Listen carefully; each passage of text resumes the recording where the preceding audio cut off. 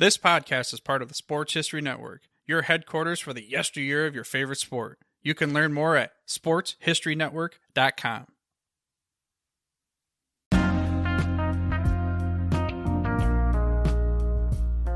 Welcome everyone to the Football Odyssey. This is your host, Darin Hayes. Today's guest is Darin Hayes, the founder of PigskinDispatch.com and the host of the Pigskin Daily History Dispatch, a podcast that takes the listener through the historical events, people, inventors, and plays that has some significance to the game of football.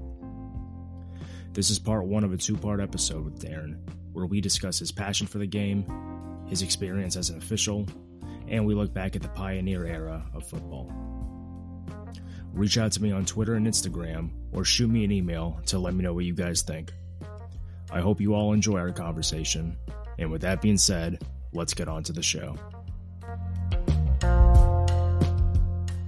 Your website and your podcast is Pigskin Dispatch, and it's focused on positive football. Is that right? Yeah. We just want to put a positive spin on football because, football is an entertainment venue for people to get away from real life.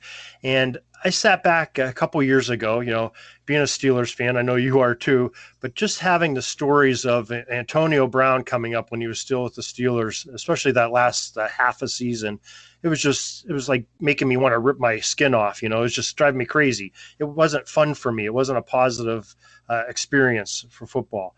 And I said, I want to just go to a site and not see things about knuckleheads and people doing bad things associated with football. What about all the good people that have done good things for football? That's what I wanted to do. And it really took off, and especially with the historic aspect of things, just seeing, the great positive aspects of football. And what kind of role has football played in your life? Because when I read your website and listen to your show, you have a very passionate approach to the game that I don't think many casual fans would share in that same regard. So can you describe thus far in your life what role football has really meant to you and how it's played a role in your life? Well, it was, everybody, when you're a kid, you have heroes you look up to. I know, like a lot of my friends, I was born in the mid 60s. So, back when I was real young, all the kids around town, wanted to be astronauts, and do things that NASA was doing. I was always drawn to football. I loved it from even when I was little. And I think that's because of the passion that my grandfather and my father had for it. Every Saturday and Sunday, that was what the men did. You sat in the living room and watched football on the one TV in the house, and it just grew from there. And my dad would bring home books and magazines, and I would just eat them up. That was probably one of the first things I got to read. And then when I started playing, when I was a younger guy, it just brought discipline to my life. And I just loved the structure of football. I loved, that you had to have set plays and you had to practice them and you exercise. I just loved the whole thing about it. But then as I got older, I just loved the competitiveness and the chess matches that are within football. Not just the chess matches, 11 offensive players against 11 defensive players, but the one-on-ones and the strategies of what technique are you going to use. You have basically your one-on-one with a man, and then you're playing in a team aspect of 11 on 11. It's just so complicated, and every play is different and has a different outcome. It's just excites me. I love it. Yeah, I like how also you talk about when you're young, you enjoyed it because it brings you closer to your grandfather, your father. As you get older, it brings you discipline. And then when you get even older, you appreciate the chess match and the one-on-one matchups. So I think it shows how a game can resonate with you at different points of your life and always keeps you going back to it. Yeah, it definitely does. I mean, I loved it so much. I didn't get to play much in high school. I went to a pretty large high school, and I was a pretty small kid. I was, when I graduated, I was 160 pounds, soaking wet. And I got more into soccer, and I regret that. I wish I would have played more football in high school, but I played it for like 5 or 6 years leading up to until I was like a sophomore in high school. But then when I went into college, I got into football officiating for high school, and I did it for 27 years. And that brought a whole new passion. I got to be around the game and a little bit different aspect that most people get to do. And you see a lot of things and you learn a lot of things about the rules. And it really got me into writing about football on officiating websites. And I got to write about history of football. History of rules is where I started off. And it got me, into people like Walter Camp and Amos Alonzo Stagg. And it just really, I just love that nostalgia and that older era of football. It's that's my biggest passion, the early NFL. And, I love the whole thing. Yeah, I could just see it on the smile on your face. I mean, that era also is something that I'm very passionate about, and I definitely want to do a deeper dive into that later on in the show. But before we go deeper into that, do you recall your first memories of football or your very first exposure with your father and your grandfather? Well, my father, and he still does to this day, except for this COVID year, we didn't have much football, but my father goes to his local high school where he graduated from. He still lives in the same house he grew up in and goes every Friday night to home games, during the season, goes to most of the away games. And that's what he did. He took us when we were kids. We would go to the ball game, and watch high school football. We live a quarter of a mile away from Division II Pennsylvania college, Edinburgh University, and that's where I attended. But the football field you could see from our house. So we went every Saturday that they had a home game. We'd go to their games, listen to them on the radio when they were on the road. We're 100 miles from 3 NFL cities, so we got to go see a lot of those games. And actually, they used to have camps in Edinburgh. The Steelers would play the Buffalo Bills. Their rookie camps would play back probably in the early 90s. So we got to see the rookies come and play. And some of the starters would come in undressed, but you get to see them. And they play at that field a quarter mile away from our house at Edinburgh. The Pitt Panthers would do their spring training at Edinburgh University. So I got to see the Panthers come in every year, So I was around a lot of football when I was a kid, and just it was exciting because you see all these big name players you watch on TV in college and pros. So it really helped a lot too. Did you ever get to see Levon Kirkland by any chance? I never saw him in person. Well, I saw him at games, never was at field level and saw him, saw him from the stands.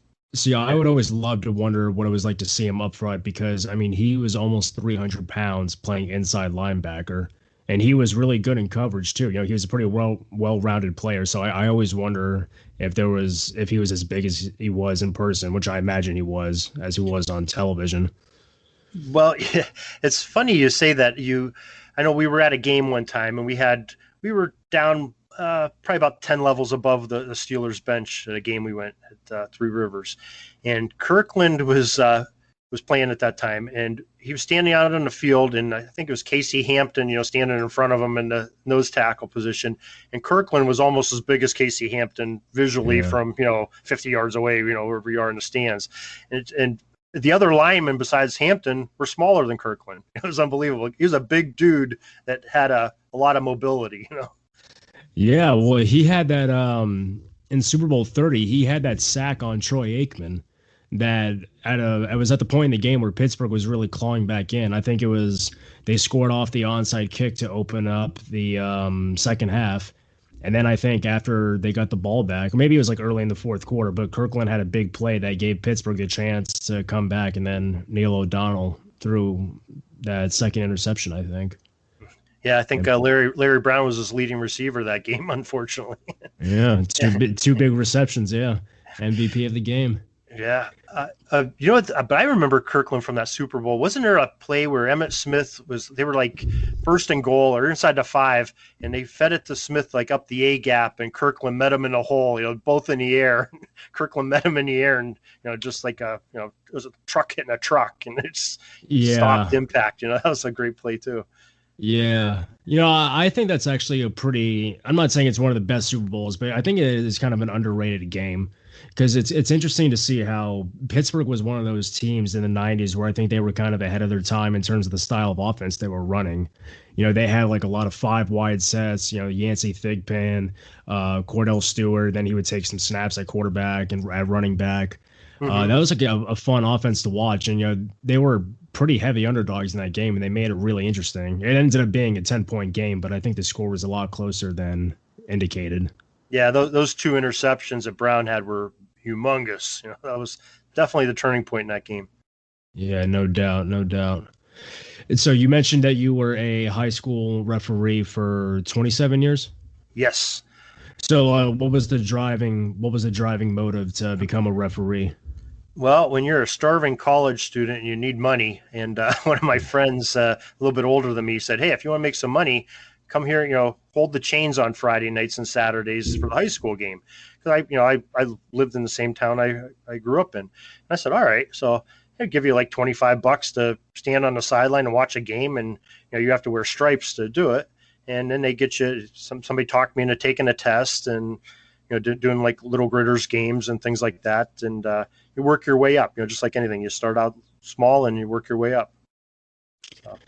What was the hardest part about becoming a referee for you? Like, what was the hardest part about examining a game from that vantage point? Well, having what they call rabbit ears. When you're viewing a game, you hear everything that's around you. You hear somebody in the stands down from you yelling something out. It might be funny, or you might be offended about it, but you have a reaction to it.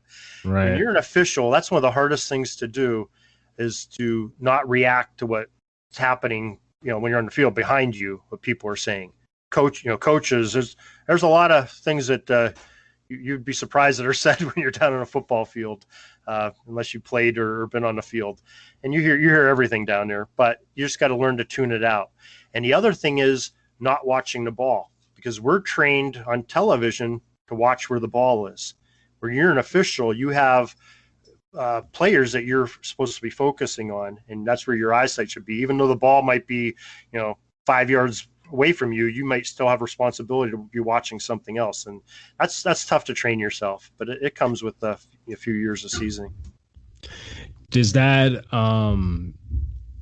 did that experience stick with you, like as a fan watching on TV? I mean, do you always watch the ball now, or are there still certain positions on the field that you'll watch and you won't even pay attention to where the ball is?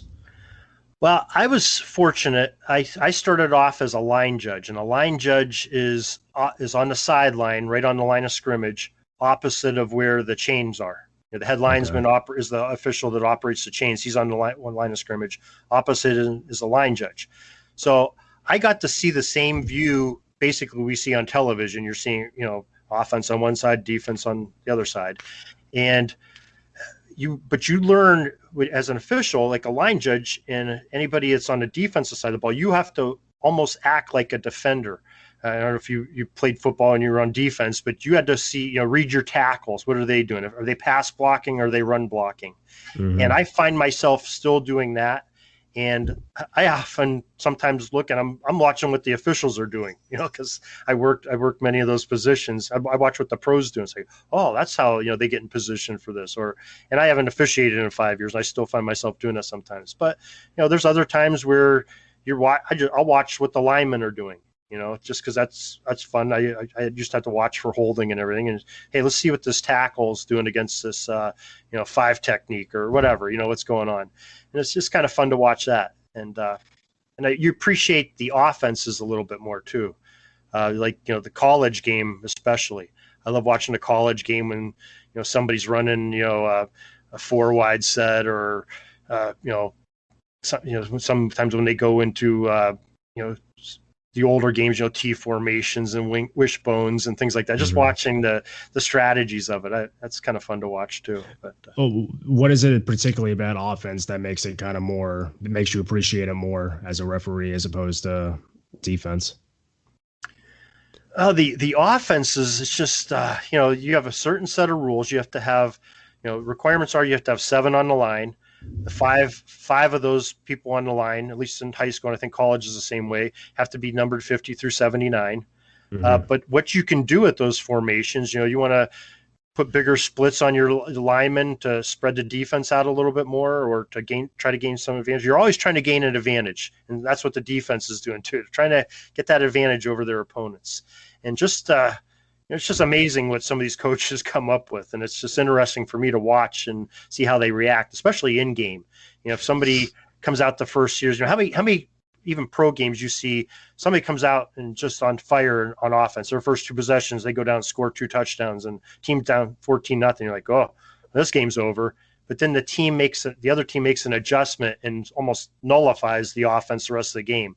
That's the things that are amazing that those coaches can do, and have their players react differently and line them up differently and do some different schemes. It just fascinates me. I love that part of the game. Have you ever seen any really crazy formations while you were officiating? Well, yeah, I was my last 12 years. I was a referee, so I'm in the offensive backfield, and you're sort of the crew chief of the whole thing. And we had a playoff game. We had to go down to Pittsburgh to do games, like 2 games before the Pennsylvania State Championship game. So these are some big time teams playing. And this coach comes up to me, goes, we're going to be running the single wing. And I'm like going, okay. And he goes, have you ever seen the single wing? I'm thinking, I didn't want to act stupid. I'm like, sure, I've seen it. Well, this guy, he comes out, and this is before it became popular. The single wing is actually what we call wildcat today in the NFL. And the single wing, they had no quarterback. They had 4 people in the backfield, and this center is snapping the ball every which direction, and one of these guys is getting it. All 4 of them passed. All 4 of them caught passes. All 4 of them ran. All 4 of them blocked. And they were in constant, once that ball snapped, guys are going everywhere in that backfield.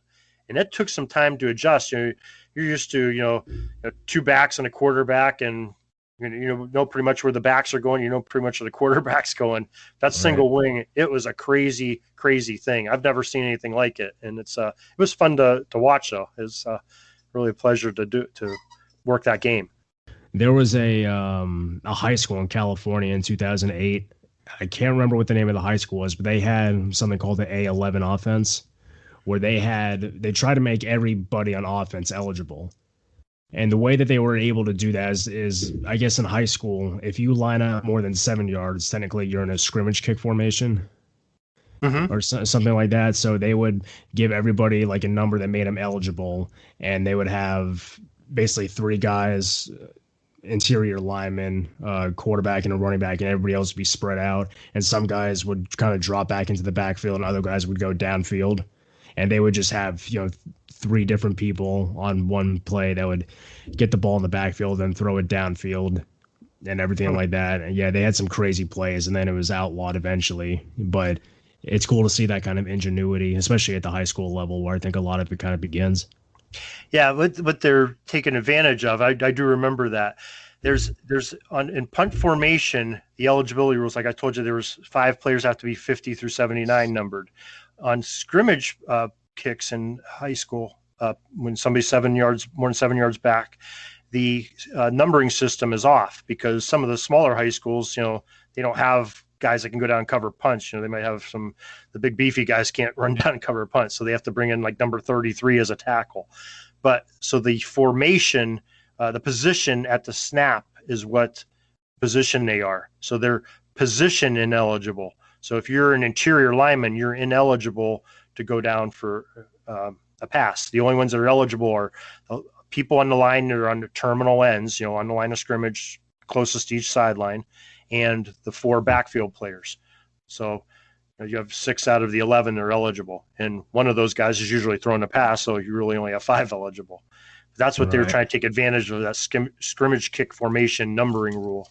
Yeah, they closed the loopholes down there, and there was talks about a professional league that was based around that rule, but nothing ever materialized. Unfortunately, I think it would have been cool to see, but maybe sometime down the road.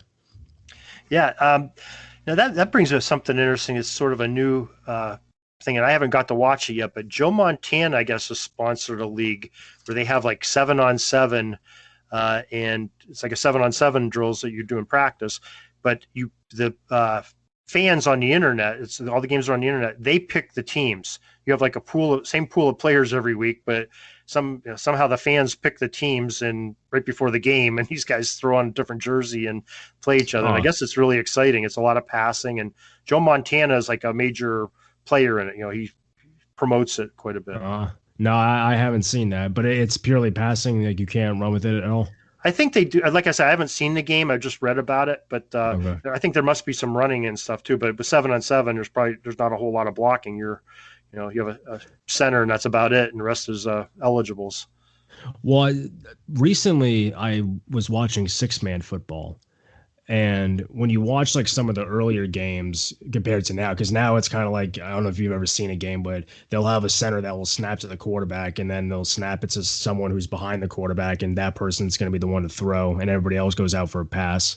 Hmm. And sometimes, especially like early on, six-man football was kind of set up like you would find like a veer option team. Like you had a center, then you had two people next to the center, a quarterback, and then two backs.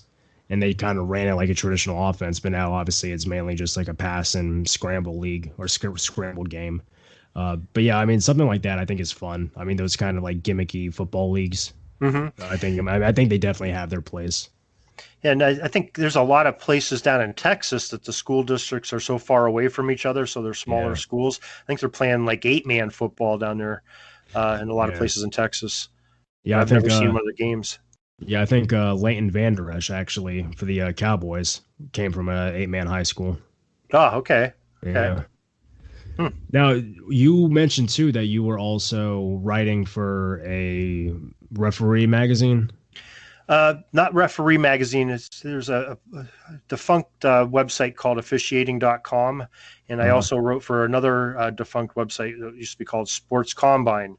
And I used to do a lot of the officiating articles for it. The one was all officials writing for it, but they assigned me to football history.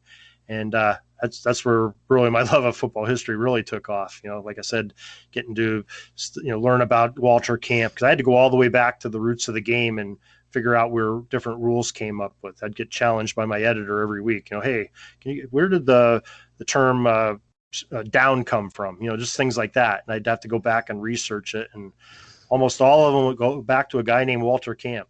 So it's just amazing. yeah, that's something I really love about your website is because you have the football history category, and then that subcategory you have a year by year breakdown, and even before that, I mean, you have sections where you go into sort of like the ancestral games that Hmm. aren't necessarily lineage to our games, but they do share a lot of similarities.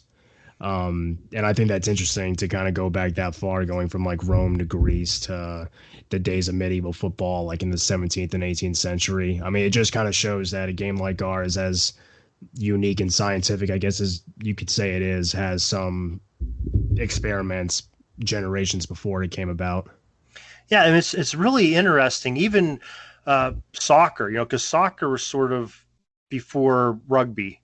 Rugby was sort of a derivative of soccer, if I'm not mistaken. But back in the Roman times and Greek times, and they had games, like Harpistone and Harpistrum, and the object of the game is you had two teams, and one team had to get the ball over the other team's end line or goal line in some way, form, or fashion. They didn't really have goals even at some of those games. So that's really, when you look at it, that's really the basis of soccer. You're trying to get the ball down the field and kick it across a goal. Of course, now they have posts there to get it in between. Same thing with football. You're trying to move down the field against an opponent, get it across a goal line. Rugby's a similar game. I mean, even if you look at basketball, it's similar. It's trying to go. So they all have similar in nature, but they all sort of came from those early Roman and Greek games. And even there's some games in ancient China and Egypt that I haven't even wrote about yet, but I've been reading about recently, that they have some similarities too. So it might go back further than what I have on my website, before Like Greeks. the Kuju, have you ever heard of that? Yeah, I think that's the name of one of the games. Yeah. The Chinese game, yeah, it's basically Hmm. like soccer. Yeah, I'm not sure what the rules are, but you can only play with the feet, and they have teams of a couple, however many people. Right. So, who knows? Maybe Marco Polo went over to China and saw that and brought it back to, Right.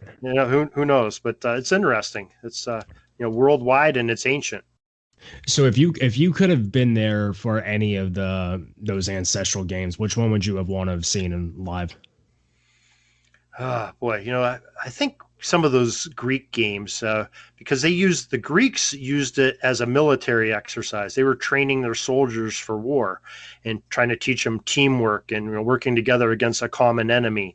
So I think maybe some of those might have been a kind of fun to watch. And they were, I guess, pretty bloody, and people got hurt badly and died from it. But you'd have 20, 30 guys on the side, I think, in some of those, and just you pounded on people. That would have been kind of interesting to watch. Probably kind of gory, but it would have been interesting to watch. Yeah, and I think in Italy they have this yearly festival or tradition where they play a game similar to the one that we're talking about, like Harpestone. Calcio, they call it. Yeah, yeah, where they basically have, they have like sort of a line themselves, but they're not blocking; they're just straight up fist fighting each other. And then you have certain people who are trying to get the ball over, and then their job is to evade tacklers. But it's kind of weird because you're watching literally a brawl between people. And to people who are listening, I'll post a video of it. To people who are just fighting, not even near the ball, they're just fighting each other. It's the weirdest thing I've ever seen. And I think, if I'm not mistaken, I think that game of Calcio, that's where uniforms, different colored uniforms, came into all sports. I believe came out of the game of Calcio, if I'm not mistaken. It's been a while since I've read about it, but I think that, in ancient Italy, that's where that came from. Wow. Okay. And they were like, the city states playing each other. So one city state was red and one was blue, and they wore their colors. See, it just keeps passing from generation to generation, man. The influences run deep. Right. All right. Now, what were some of your resources for researching football history and its development? Probably my favorite, and it probably definitely shows on my website, because that ancient history that you're talking about, I got a lot from Park H. Davis, and he was just an interesting guy. He wrote a lot about football. As a matter of fact, he named the national champions from like 1932 back to 1869, before they had national championships. He went back and named them and said, okay, Yale won this year, Harvard won this year, and the NCAA accepted it. That's how influential he was. And he was a coach. He played in the late 1880s. He was a coach, I believe, for Lafayette, where he coached most famously, and had a little bit of controversy there. As a matter of fact, I think one of our great coaches at Michigan, Fielding Yost, when he was a player, he played, escapes me where he normally played. I think it was West Virginia he normally played for. I might be mistaken there. But he had one game where he played for Lafayette in the middle of the season, and then went back to his original team. And there was all kinds of controversy. And Park H. Davis was the coach that brought him on for that one game. And, okay. I think it was to beat Penn or somebody, and that's Lafayette beat them with that game. So. Gotcha. Okay, I didn't know that. I'm not too familiar with his coaching career, because I have a copy of his book and I love it. I'm like you, where that was one of the first books I read, and it was really influential in terms of tracing sort of like a linear history of certain elements of our game. Yeah, football, the intercollegiate game from 1911. Yeah, that's a great one. What about are there any other books that helped you out along the way too, that maybe didn't stack up to that but you found informative? Well, I mean, books from that era are a little bit harder for us to read, because they don't use the same football terms we do. They don't speak really the same. They speak more of the King's English than what we've evolved to in this 100 years later. But a lot of books, Walter Camp himself wrote a lot of books. He wrote a lot of magazine excerpts, and he did some things with other people, Casper Whitney, and just some of those characters back. Dealin, the coach from Harvard, he wrote a book with. And so I did get into some of those for some of that early college football history. And then some of the modern writers, I'm a big fan of Jennifer Taylor Hall's book on Amos Alonzo Stagg. I love that one. Currently reading some of Chris Willis's books. I have his Red Grange book I'm reading right now.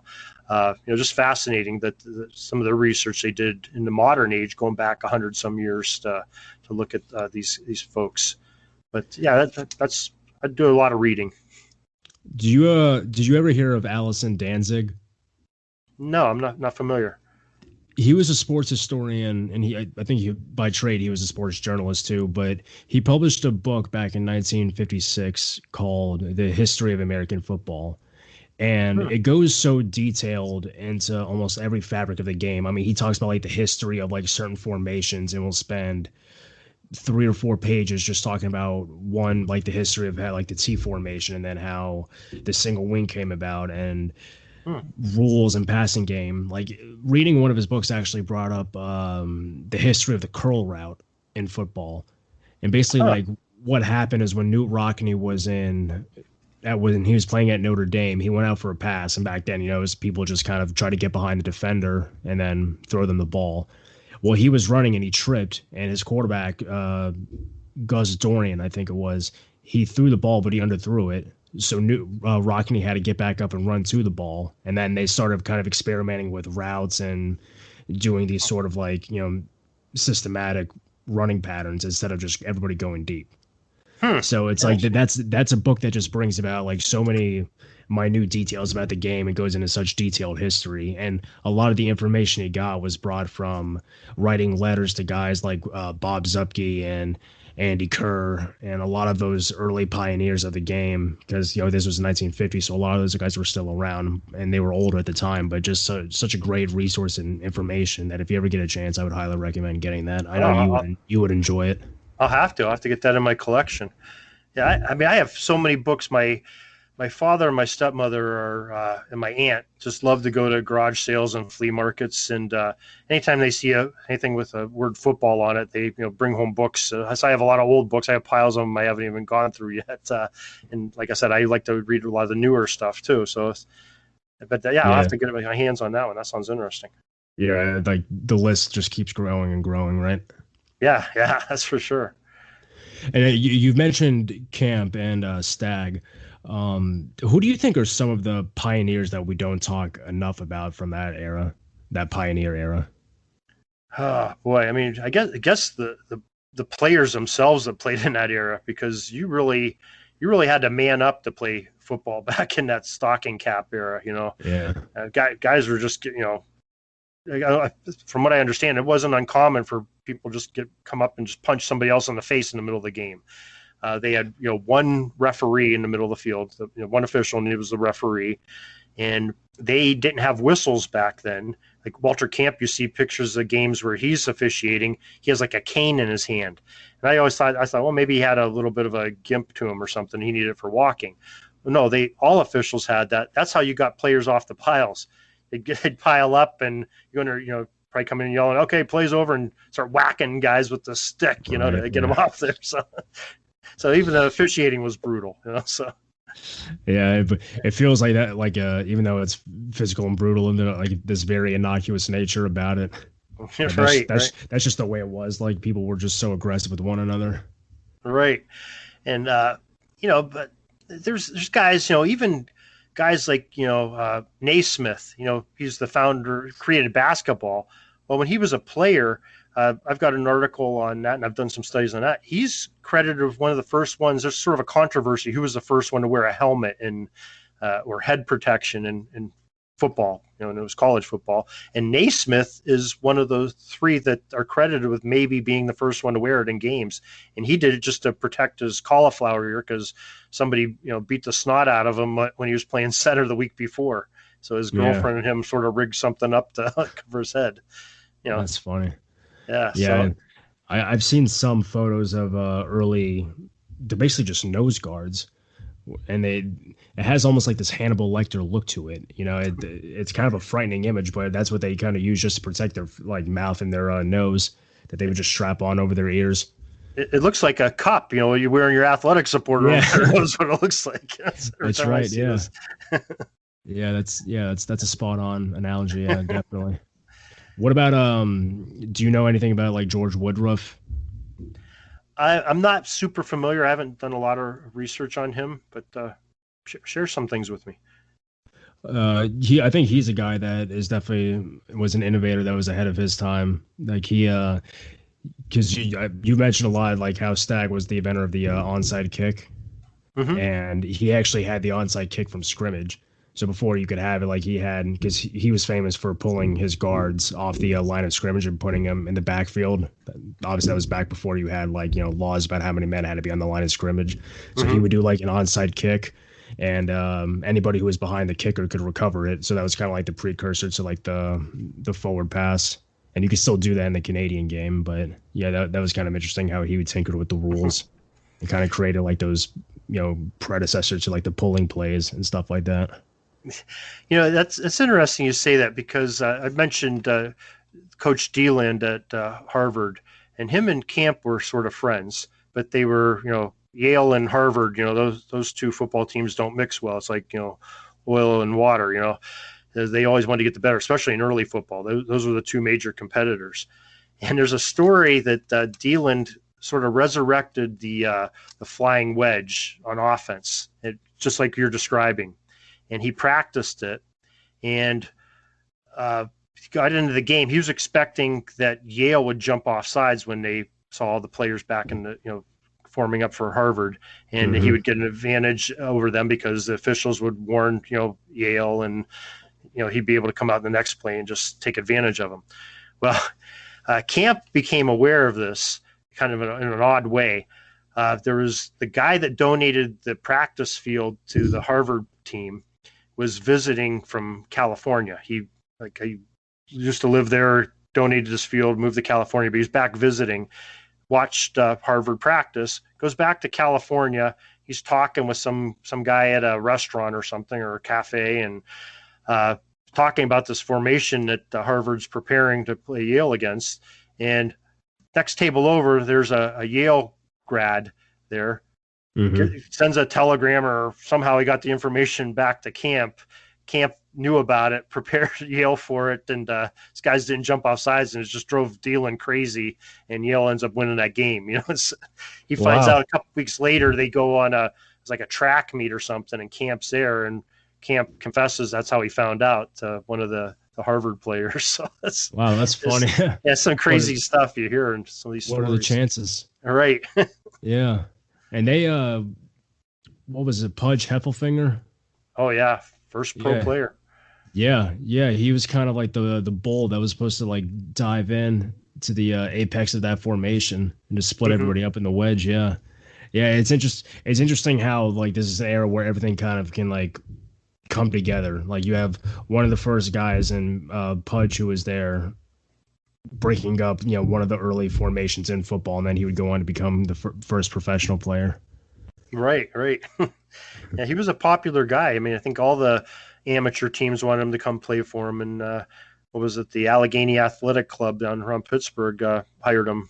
It was like $10 or something to come play a game back then. $10, wow.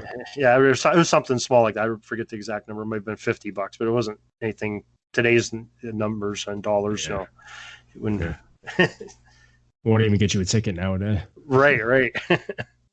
So if you had to kind of create like maybe like your top 3 most important rules that advance football to like where we are now, or kind of advance it to the point where the game became recognizable as we knew it, like what do you think those 3 rules would be?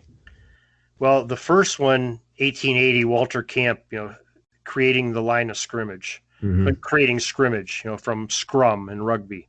That's the biggest thing, because that sort of put the wheels in motion. Now that had to create a guy that snaps the ball. We know today as a center. It created the position of quarterback, which, very important to football as we know it.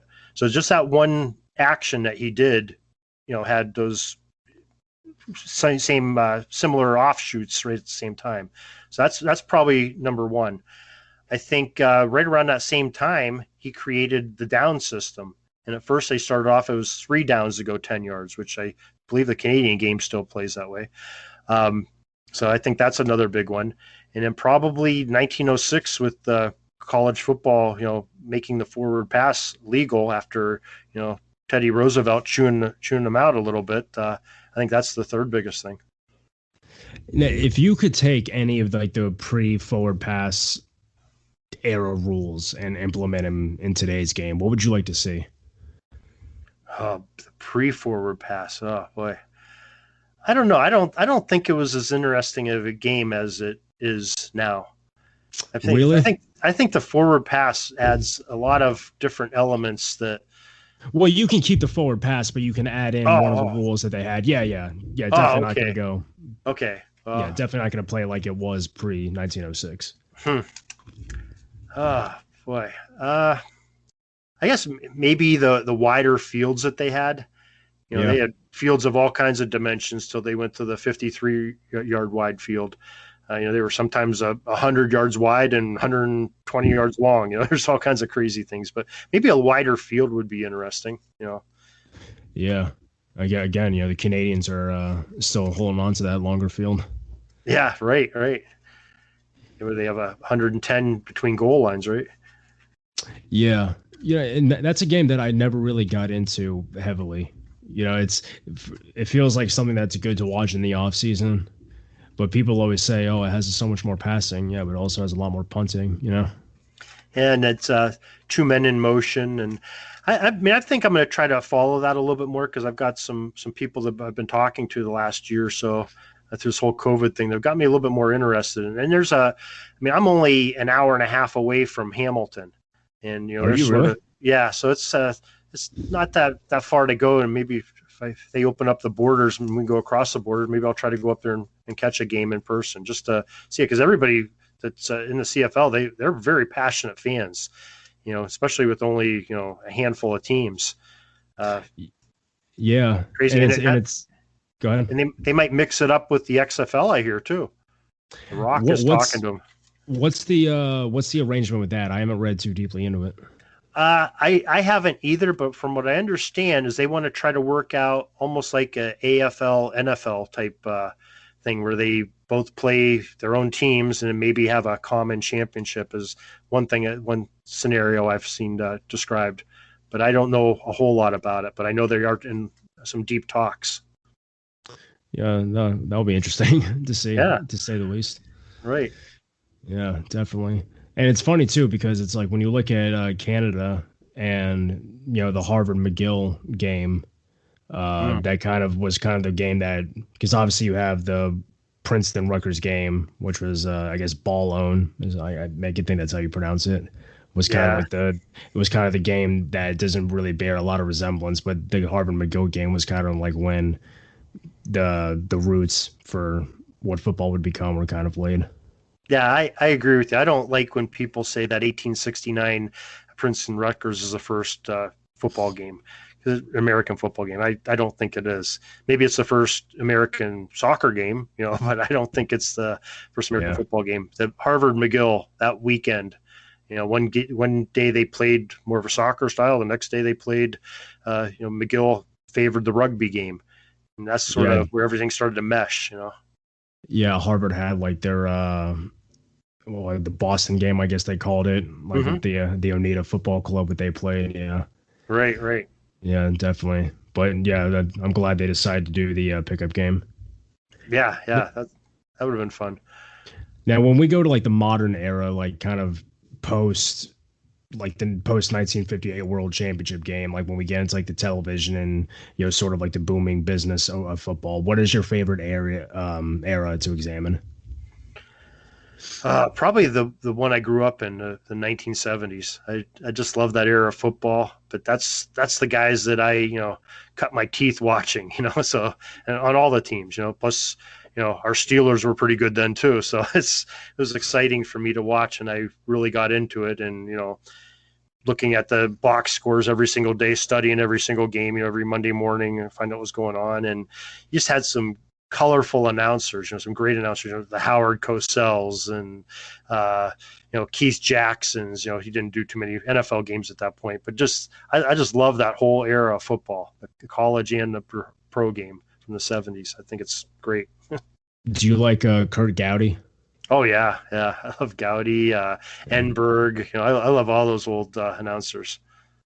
Who are some of your favorite players, either like on Pittsburgh or just whoever was in the league at the time? Oh boy. Well, being a Western Pennsylvania guy, I loved watching Tony Dorsett when he played for Pitt, and I hate to say this, but I liked watching him when the Cowboys weren't playing the Steelers. I loved Dorsett's game. I thought he was a great back. He was exciting to watch. Of course, any of the Steelers, I just couldn't get enough of watching them. But I got the opportunity to go and watch the Earl Campbell's rookie game, first game in Cleveland. So a buddy of my dad's is a Cleveland fan, got some tickets, said, "Hey, you want to come see this guy Campbell play? He's coming up with the Oilers."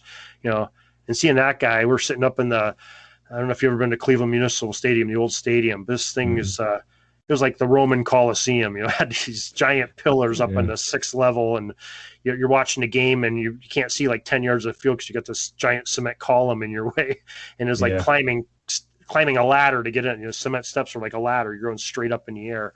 But even up there, seeing Earl Campbell, his legs were like tree trunks. I mean, that dude was just, super powerful lower body. I've never seen anything like that. I don't know if you've seen pictures of him, but he's amazing. His thighs are almost the size of some of the other guys' waists. That's how big they were. Wow. Yeah, I've seen the old. I've seen games from that era, and I've seen the NFL highlight film where I can't remember the team that he's playing. It might be Cincinnati, but he's running, and then someone grabs onto him, and they hold onto his jersey, but he just keeps his feet moving, and the jersey tears off, and he's just running with his shoulder patch just flopping all over the place. I mean, he was a real iconic player. Right, and that brings up some of the other fun stuff from the 70s. The tearaway jerseys. They're a terrible idea, but God, it was fun to watch a guy get tackled and his whole shirt's ripped off. That was kind of fun to watch. And stick 'em. And I was talking about somebody with that the other day. It was just a fun time, and it was fun to be a kid. You're trying to emulate what these pro players are doing. So hey, when you get tackled, you want your shirt to get ripped when you're running, and you want to have stick 'em when you're playing little gritters on the back of your helmet and put it on your hands. It didn't really do much good. Every time you got tackled and your hands are in the grass, you come up and you look like you're the straw man or something. So yeah, there definitely does seem to be this sort of like 70s is almost has the last sense of purity in a way, where there is a certain amateur spirit to football before the 80s rolled in, and I think that's kind of when you had a lot of players and the holdouts and bigger contracts kind of came into being. So it does feel the 70s was kind of like the last decade where football did have like this sort of coming of age quality to it before it really became a real spectacle. Right. Some of those players from the 70s, like I think like Terry Bradshaw was making like $100,000, for a season.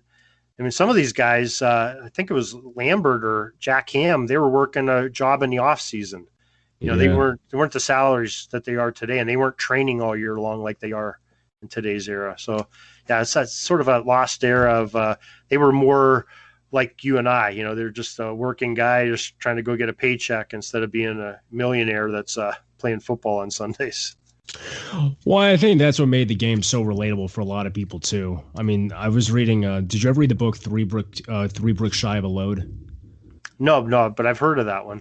Yeah, like it's a journalist who follows Pittsburgh in 1973. So it's like the year. It's right after the Immaculate Reception, and the journalist just follows the team around, and he talks about the players would go out to a drink at a bar and just like talk to the people who were in that same bar. Nowadays, you have hole in the wall places that no one can find you and things like that. But then they post everything on Instagram. But anyway, you just have like this sort of camaraderie with the city. It's just not uncommon. They were just kind of like you or me, except, they were on television playing a game. But it was still fun to see just kind of like the transparency, because even like a lot of journalists back in those days when they were going into like the 80s or 90s kind of reflected back on what it was like in the 70s, being able to just have that open relationship without the agents and the lawyers, and with the feeling of anything they say could get them into trouble sort of attitude. Yeah, I got to see a little bit of that, like in the 90s. So before Heinz Field, when they were still Three River Stadium, they had a bar called the Clark Bar that was sort of probably 500 yards away from Three River Stadium. The parking lots was shared with the stadium parking lot. And that was sort of a tradition, before a Steelers game. My buddy and I, we had a streak that we'd go to games. So we had like 13 home games in a row that we had attended, where if we drank an Iron City Light at the Clark Bar before the game, the Steelers would win. So we said, oh, God, we got to continue this. Well, the one time we went over to the Clark Bar after the game, it was like a 1 o'clock game. So we got over there. We're over like 6, 7 o'clock. And there's, most of the people had dissipated. We were just waiting for traffic to clear out. And in comes a bunch of the Steelers into that bar. And I guess, so we found out that they go there after the games, a couple hours later. So we started doing that for some home games. We got to meet a couple interesting guys. I don't know if you remember, like Jonathan Hayes. He played tight end for the Steelers. No, I don't remember him. He was a sort of a journeyman, but he played a couple years with the Steelers. You got to talk with him quite a bit, and they were good guys. We'd buy them beers, they'd buy us a beer. It was kind of a fun thing. So maybe that's a little bit what folks back in the 50s and 60s are talking about when the players were more relatable.